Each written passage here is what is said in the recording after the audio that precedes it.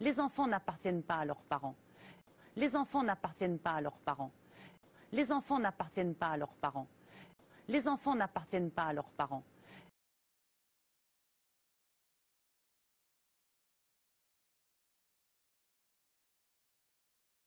Cette actualité avec des adolescents qui sont tués et violentés. Des adolescents meurent, tués par d'autres adolescents. Les mères parlent, crient leur douleur, leur culpabilité, mais on n'entend pas les pères. Où sont-ils, bon sang? Voilà ce qu'a écrit sur Twitter la sénatrice de l'Oise, Laurence Rossignol, en réaction aux nombreuses violences qui sévissent parmi les jeunes et notamment à Argenteuil où, on le sait, voilà, la collégienne est morte noyée après une dispute entre deux collégiens. Éric Zemmour, on rappelle que Laurence Rossignol était aussi ancienne ministre de la Famille. En quoi l'absence des pères a-t-elle un lien avec ces violences? Alors d'abord, revenons sur Laurence Rossignol, parce que quand même, ce tweet va rester dans les annales. Vous savez, on dit depuis Platon, je crois, je ne suis pas un grand spécialiste de philosophie, mais je crois que c'est ça, que le principe de non-contradiction est à l'origine de la pensée occidentale. Le principe de non-contradiction. Laurence Rossignol nous dit où sont les pères. Laurence Rossignol, que je connais depuis à peu près 30 ans, a été ministre de la Famille, sénatrice socialiste, mais elle est d'abord et avant tout une militante féministe. Elle est présidente de l'Assemblée des femmes. Merci. Je la connais très très bien. Et elle milite depuis 30 ans contre le patriarcat. Elle nous explique que le père peut être n'importe qui, une femme, une grand-mère, un oncle, que tout ça n'a aucune importance et que la notion même de père est une arme au service du patriarcat pour asservir les femmes et les enfants. Et là, qu'est-ce qu'elle nous dit?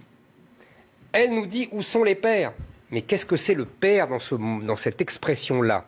C'est toute la société traditionnelle, revisitée par la psychanalyse, qui nous explique que le père, c'est l'homme qui dit non, qui sépare l'enfant de la mère. Les psychanalystes nous ont expliqué ça à foison, c'est-à-dire que la mère est en fusion avec l'enfant, puisque l'enfant, vous savez que l'enfant de l'homme est le seul animal qui n'arrive pas fini quand il naît, et donc il a besoin, pendant 3 ans, de sa mère, sinon il meurt.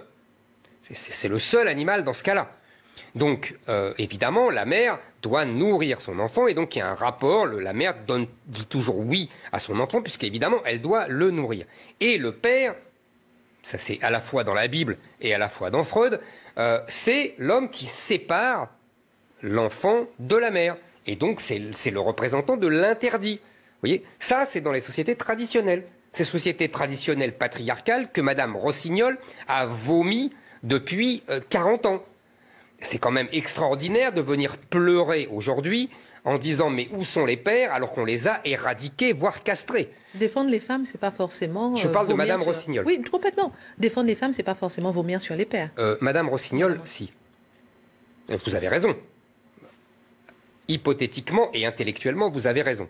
Mais dans la vraie vie de la bataille idéologique, accordez-moi que vous avez tort. C'est-à-dire que dans la vraie vie de la bataille idéologique du féminisme depuis 40 ans, ça a été de démolir la fonction paternelle parce qu'elle représentait la fonction patriarcale, tout simplement. Et que donc il fallait s'émanciper, et les femmes et les enfants, de cette autorité patriarcale. Et aujourd'hui, on vient nous dire, mais qu'est-ce qu'ils font?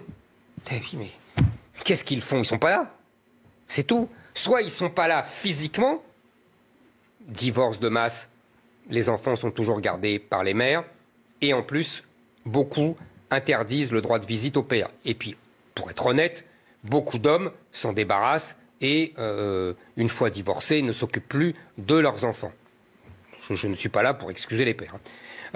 Deuxièmement, où sont les pères? On leur a expliqué qu'il ne fallait plus rien dire, qu'il ne fallait plus être autoritaire, qu'il ne fallait plus être macho, qu'il ne fallait plus mettre une fessée à leur môme, qu'il ne fallait plus dire non, que la mère avait le droit aussi d'être l'interdite, donc ils se taisent.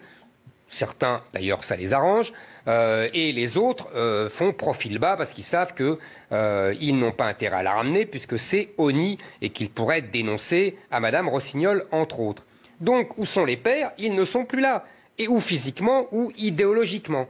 Et Madame Rossignol, au bout de ce travail magnifique, où je répète, Emmanuel Macron lui-même, je rappelle, l'année dernière, qui a dit à je ne sais plus qui, votre problème, c'est que vous pensez que le père est forcément un homme.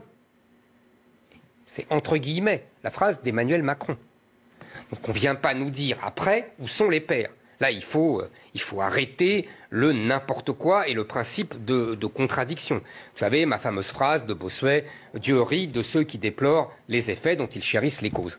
Donc il faut à un moment arrêter. Donc que Mme Rossignol choisisse, soit elle veut le retour du père à l'ancienne, soit elle ne veut pas, et dans ce cas-là, qu'elle ne vienne pas se plaindre de son absence. Ça, c'est une première chose. Deuxième chose, vous me dites, est-ce que c'est l'absence des pères qui cause tout ça? Moi, je vais vous dire, je serais plus nuancé que ça. Parce que c'est comme les explications sociales. On nous explique toujours que c'est parce qu'ils sont pauvres, qu'ils s'étripent et qu'ils volent, etc. Mais c'est infamant pour les pauvres. Tous les pauvres ne sont pas des voleurs, des violeurs, des assassins, etc. Et ben c'est la même chose pour les familles monoparentales. Tous les enfants de familles monoparentales ne deviennent pas des délinquants. C'est débile de dire ça. Et tous les enfants avec un père qui n'est pas vraiment autoritaire ne deviennent pas des assassins ou des voleurs. Vous voyez, à un moment, il faut peut-être relativiser. Moi, je veux bien que l'absence du père peut poser des problèmes psychologiques, etc., ce que j'ai dit tout à l'heure. D'autorité, etc. Voilà, d'autorité, et puis de problèmes d'aller vers les autres, parce qu'on est toujours en fusion avec la mère, etc. Mais il ne faut pas non plus tomber dans le lieu commun et dans la caricature. Enfin, un peu, vous voyez, il faut un peu nuancer tout ça. Les experts même ils disent que si la plupart des délinquants sont issus des familles monoparentales, c'est pas parce qu'on est issu de familles monoparentales qu'on devient délinquant. C'est bien ce que j'ai dit. On est tout à fait d'accord. Mais c'est vrai qu'il y a, je pense, un problème. C'est-à-dire que je pense que le garçon devient le chef de famille. Il s'impose comme chef de famille et là, évidemment, il peut utiliser, il devient chef de clan. Il devient chef de clan et là, je pense que le problème fondamental de la société française, au-delà de l'absence des pères, de divorce de masse, etc., vous l'avez dit vous-même, tous les enfants de familles monoparentales ne sont pas délinquants grâce à Dieu. Donc on voit que c'est pas aussi mécanique que ça.